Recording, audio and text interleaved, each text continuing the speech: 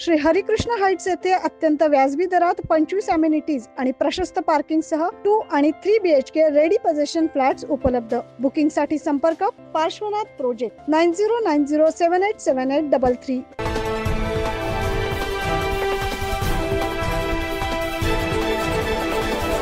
एकलहरे रोडवरील निर्जनस्थळी सराईत गुन्हेगार चेतन ठमके याच्या खून प्रकरणी तिसऱ्या संशयिताला शहर गुन्हे शाखेच्या युनिट 1च्या पथकाने अटक केली आहे।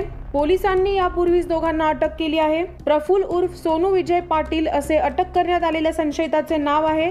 चेतन ठमके यास गेल्या शनिवारी मध्यरात्री एकलहरे रोडवरील निर्जनस्थळी आणून तिघा संशयितांनी कोयत्याने वार करीत त्याचा खून केला होता।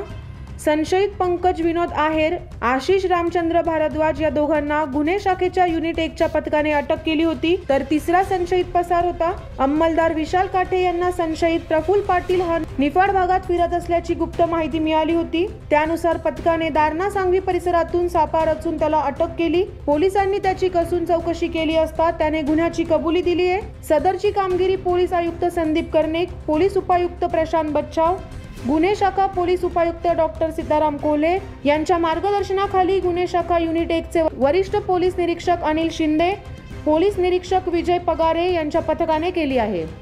9 न्यूज महाराष्ट्रासाठी प्रतिनिधी अजीज सय्यद, नाशिक।